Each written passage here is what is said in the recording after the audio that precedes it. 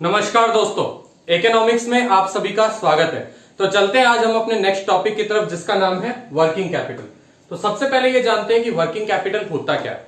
तो working capital means funds required to meet day to day requirements of a business, यानी जो पैसा हमें बिजनेस की डे टू डे रोजमर्रा की जरूरतों के लिए चाहिए, उसी चीज को हम बोलते हैं वर्किंग कैपिटल। इसे हम इस तरह से भी लिख सकते हैं, working capital equal to current assets minus current liabilities, accounting sense में अगर इसे हम पढ़े तो। और अगर हम ये देखें तो इस हिसाब से इसकी एक और डेफिनेशन भी बनती है, working capital is excess of current assets over current liabilities. तो बच्चों अब हम लोग चलते हैं factors affecting working capital requirement की तरफ, यानी कौन से वो फैक्टर्स हैं जो वर्किंग कैपिटल की रिक्वायरमेंट को अफेक्ट करते हैं, हमें ये बताते हैं कि वर्किंग कैपिटल की जरूरत ज्यादा होगी या कम होगी। तो पहले फैक्टर की तरफ चलते हैं। पहला फैक्टर हमारे सामने है नेचर ऑफ बिजनेस, यानी बिजनेस का किस टाइप का बिजनेस है, क्या नेचर ऑफ बिजनेस है। अगर सपोज हमारा रिटेल टाइप का बिजनेस है तो वर्किंग कैपिटल की रिक्वायरमेंट लेस है, क्योंकि उसमें इन्वेंट्री कम मेंटेन करके रखनी है, उसमें ऑपरेटिंग जो लेंथ ऑफ ऑपरेटिंग साइकिल है वो भी कम है। और अगर हमारा होलसेल टाइप का बिजनेस है तो क्या होगा, क्रेडिट भी ज्यादा देना है, इन्वेंट्री भी ज्यादा मेंटेन करके रखनी है, तो उसमें वर्किंग कैपिटल की रिक्वायरमेंट ज्यादा होगी।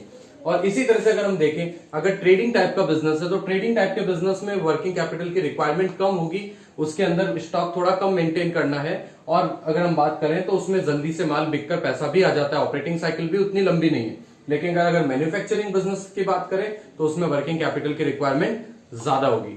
देन हम बात करते हैं स्केल ऑफ ऑपरेशंस, यानी कितना हमारा जो प्रोडक्शन है वो कितना ज्यादा हो रहा है, कितना कम हो रहा है, हमारा जो प्रोडक्शन कैपेसिटी है उसकी बात करते हैं। तो अगर स्केल ऑफ ऑपरेशंस हमारे लार्ज स्केल बिजनेस है, ज्यादा प्रोडक्शन करते हैं, तो हमें भाई ज्यादा इन्वेंट्री प्रोड्यूस करनी है तो पैसा भी ज्यादा लगेगा, तो यानी हमें वर्किंग कैपिटल की रिक्वायरमेंट ज्यादा होगी। और स्मॉल स्केल बिजनेस है, अगर हमारी प्रोडक्शन कैपेसिटी कम है तो वर्किंग कैपिटल की रिक्वायरमेंट हमारी कम होगी। नेक्स्ट फैक्टर हमारे सामने आता है बिजनेस साइकिल फ्लक्चुएशन, यानी मार्केट किस टाइप का चल रहा है, बिजनेस साइकिल किस टाइप की चल रही है, बूम पीरियड है, रिसेशन पीरियड है, डिप्रेशन पीरियड है, रिकवरी पीरियड है, किस टाइप का बिजनेस साइकिल है। तो अगर हम बात करें, अगर बूम पीरियड होता है यानी उछाल वाला दौर है, जब कस्टमर्स पैसा खर्च करने को तैयार है, तो प्रोड्यूसर भी स्टॉक ज्यादा मेंटेन करेगा और उस टाइम पे वर्किंग कैपिटल की रिक्वायरमेंट ज्यादा होगी। और अगर रिसेशन टाइप का पीरियड या डिप्रेशन टाइप का पीरियड यानी मंदी का दौर चल रहा है, कस्टमर्स पैसा खर्च करने को तैयार नहीं है, तो प्रोड्यूसर्स भी माल कम मेंटेन करके रखेंगे, स्टॉक कम मेंटेन करके रखेंगे, उस टाइम पे वर्किंग कैपिटल की रिक्वायरमेंट कम होगी। नेक्स्ट फैक्टर हमारे सामने आता है सीजनल फैक्टर्स। सीजनल फैक्टर्स की बात करते हैं, कई प्रोडक्ट्स ऐसे होते हैं बच्चों जो सिर्फ एक पर्टिकुलर सीजन में बनते हैं या बिकते हैं। जैसे फॉर एग्जांपल अगर हम बात करें तो स्वेटर्स हैं। अब स्वेटर्स क्या होगा, सर्दियों में ज्यादा बिकते हैं, और अगर इसी तरह से कूलर्स की बात करें तो वो गर्मियों में ज्यादा बिक रहे हैं। तो अगर हम सीजनल फैक्टर की बात करते हैं तो सीजन के टाइम पे यानी ड्यूरिंग सीजन के टाइम पे क्या होगा, स्टॉक ज्यादा मेंटेन करके रखना है और उस पर फिर खर्चा भी आएगा, और ये उस टाइम पे वर्किंग कैपिटल की रिक्वायरमेंट क्या होगी, ज्यादा होगी। और अगर सीजन नहीं है, ऑफ सीजन है, तो ऑफ सीजन के टाइम पे इन्वेंट्री वगैरह ज्यादा मेंटेन करके नहीं रखनी, क्रेडिट उतना देना नहीं है, तो उस टाइम पे वर्किंग कैपिटल की रिक्वायरमेंट क्या होगी, कम होगी, लेस होगी। देन हमारे पास नेक्स्ट फैक्टर जो आता है वो है टेक्नोलॉजी एंड प्रोडक्शन साइकिल, यानी टेक्नोलॉजी तो आप लोग समझते ही हैं कि किस टेक्निक से प्रोडक्शन किया जाता है, किस मेथड से प्रोडक्शन किया जाता है। और प्रोडक्शन साइकिल का मतलब होता है कि एक प्रोडक्ट को रॉ मटेरियल से लेकर फिनिश्ड गुड बनने तक कितना टाइम लग रहा है, उसी चीज को हम बोलते हैं प्रोडक्शन साइकिल। तो अगर टेक्नोलॉजी की बात करें तो लेबर इंटेंसिव टेक्निक अगर है, तो लेबर इंटेंसिव टेक्निक में क्या है, खर्चा आएगा टाइम टू टाइम पे, हर महीने वेजेस वगैरह का खर्चा आएगा हमारा, या हर दिन भी दिहाड़ी मजदूर भी होते हैं कई बार, तो वेजेस वगैरह का खर्चा ज्यादा आता है, और उस टाइम पे वर्किंग कैपिटल की रिक्वायरमेंट ज्यादा होगी। और जबकि हम कैपिटल इंटेंसिव टेक्निक की बात करें तो कैपिटल इंटेंसिव टेक्निक में वेजेस का खर्चा कम है, मशीन खरीदने का खर्चा ज्यादा है, तो उसमें फिक्स कैपिटल की रिक्वायरमेंट ज्यादा होती है, लेकिन वर्किंग कैपिटल की रिक्वायरमेंट कम होती है। इसी तरह से अगर हम बात करें प्रोडक्शन साइकिल की, तो अगर प्रोडक्शन साइकिल लंबी है, यानी अगर हमें प्रोडक्ट को बनने में ज्यादा टाइम लगता है, तो जब तक प्रोडक्ट नहीं बनेगा तब तक कुछ ना कुछ खर्चा आता रहता है। तो अगर लेंथ ऑफ प्रोडक्शन साइकिल बड़ी है तो फिर हमारा प्रोडक्शन जो हमारा जो वर्किंग कैपिटल की रिक्वायरमेंट है वो ज्यादा होगी। और अगर हम बात करें स्मॉल प्रोडक्शन साइकिल है तो वर्किंग कैपिटल की रिक्वायरमेंट हमारी कम होगी। देन बच्चों नेक्स्ट फैक्टर हमारे सामने आता है क्रेडिट अलाउड। क्रेडिट अलाउड का मतलब है कि हमने जो माल बेचा उस पर हमने क्या क्रेडिट दिया, हमने कितना उधार दिया, उससे बोलते हैं क्रेडिट अलाउड। तो अब बात करते हैं क्रेडिट अलाउड में कैसे क्या होगा। तो लिबरल क्रेडिट पॉलिसी अगर हम अपनाते हैं, यानी हम ज्यादा टाइम पीरियड के लिए उधार देते हैं और उधार कलेक्शन में भी अपन एकदम लिबरल रहते हैं, तो उस टाइम पे हमें वर्किंग कैपिटल की रिक्वायरमेंट ज्यादा होगी, क्योंकि जब तक पैसा नहीं आएगा तब तक हमें अपना बिजनेस तो चलाना ही है। तो क्या होगा, वर्किंग कैपिटल की रिक्वायरमेंट हमें ज्यादा है, ज्यादा वर्किंग कैपिटल मेंटेन करके रखनी है। और अगर हमारा क्रेडिट अलाउड कम टाइम पीरियड के लिए, credit allowed is for less period, then working capital की रिक्वायरमेंट भी हमें कम होगी। देन हम बात करते हैं क्रेडिट अवेल, यानी क्रेडिट वी गेट, यानी हमने उधार में माल खरीदा, उसे बोलते हैं हम क्रेडिट अवेल। तो क्रेडिट अवेल के केस में क्या होता है बच्चों, अगर हमें ज्यादा टाइम पीरियड के लिए क्रेडिट मिल जाता है if for long period, then working capital की रिक्वायरमेंट हमें कम होती है। और अगर हमें कम टाइम पीरियड के लिए क्रेडिट मिल पाता है तो हमें अपना खर्चा चलाना पड़ेगा, तो उसके लिए हमें वर्किंग कैपिटल की रिक्वायरमेंट ज्यादा होगी। देन हम बात करते हैं बच्चों, नेक्स्ट फैक्टर हमारे पास जो है वो है ऑपरेटिंग एफिशिएंसी।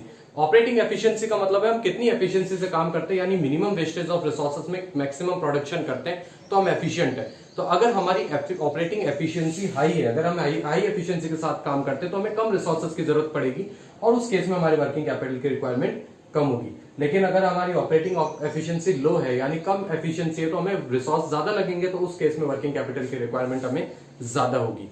नेक्स्ट फैक्टर आता है हमारे सामने बच्चों, availability of raw materials. Raw materials हमें इजीली अवेलेबल होते हैं या नहीं है। अगर रॉ मटेरियल्स हमें इजीली अवेलेबल है तो हमें एक साथ ज्यादा मटेरियल इकट्ठे करने की जरूरत नहीं है, उस केस में वर्किंग कैपिटल की रिक्वायरमेंट हमें लेस होगी। लेकिन अगर हम बात करें रॉ मटेरियल्स इजीली अवेलेबल नहीं होते और अगर हमें फिर बाहर से मंगवाने पड़ेंगे, और उस केस में अगर हमें कोई सप्लाई तेजी से करनी है तो हम कर नहीं पाएंगे, तो हमें एक साथ ज्यादा रॉ मटेरियल मेंटेन करने की जरूरत पड़ेगी।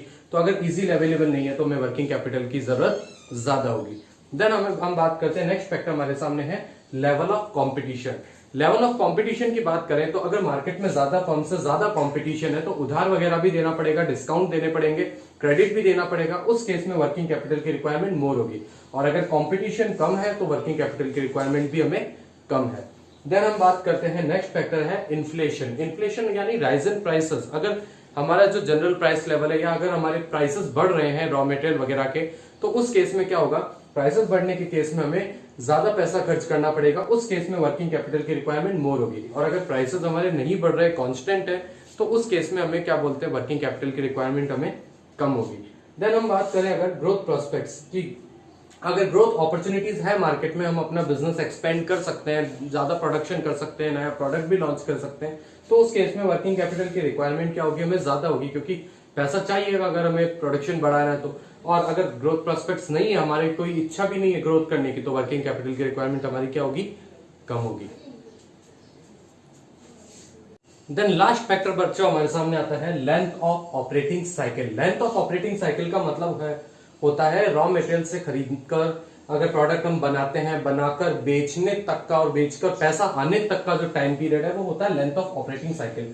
यहाँ आप देख सकते हैं raw material work in progress, यानी आधा बना हुआ गुड, फिर फिनिश्ड प्रोडक्ट को हमने क्रेडिट में बेचा, डेटर्स अराइज हुए, डेटर्स से भी जब कैश आया, तब तक का जो पूरा साइकिल है वो होता है हमारा ऑपरेटिंग साइकिल। तो अगर ऑपरेटिंग साइकिल हमारी लॉन्ग है तो वर्किंग कैपिटल की रिक्वायरमेंट भी ज्यादा होगी, और अगर ऑपरेटिंग साइकिल हमारी शॉर्ट होती है तो वर्किंग कैपिटल की रिक्वायरमेंट भी कम होती है।